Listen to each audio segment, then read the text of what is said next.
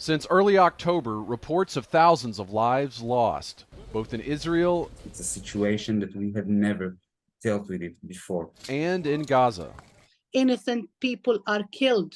The violence began on October 7th with a terrorist attack carried out by Hamas, leaving a scene of bloody carnage in southern Israel. Nobody ever imagined that this can happen like that. So. Itai Iluz teaches at an architecture college. He lives with his wife and two young daughters in Israel about 30 miles from the border with Gaza. Initially, he found out one of his students had been murdered. That was the first shock that I had with somebody who was really, really close to me for the last 2 years. And we didn't have even the time to understand what happened with him, and you know, the names start coming up. Names of the dead, and the list would continue to grow. I know many of people.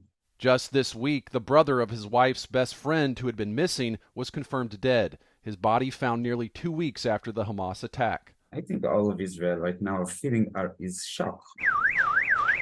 Meanwhile, innocent Palestinian lives have also been lost in the Israeli airstrikes. My aunt was killed in the bombing of the church in Gaza.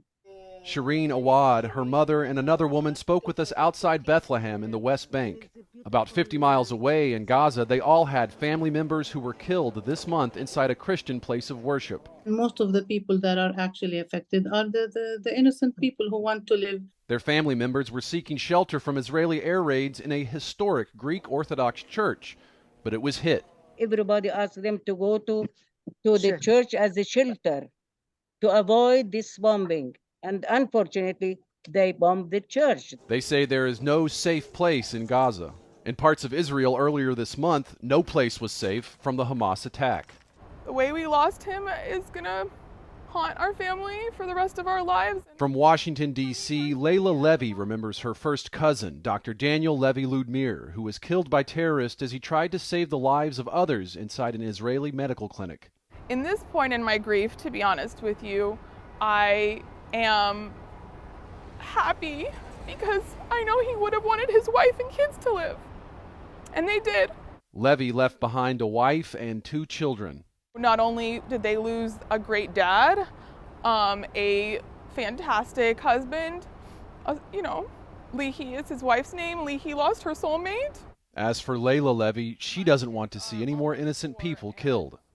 Innocent people are being murdered on a daily basis. Mohammed Arafat grew up in Gaza and spent more than 20 years there before moving to America to make a living and provide for his family back home.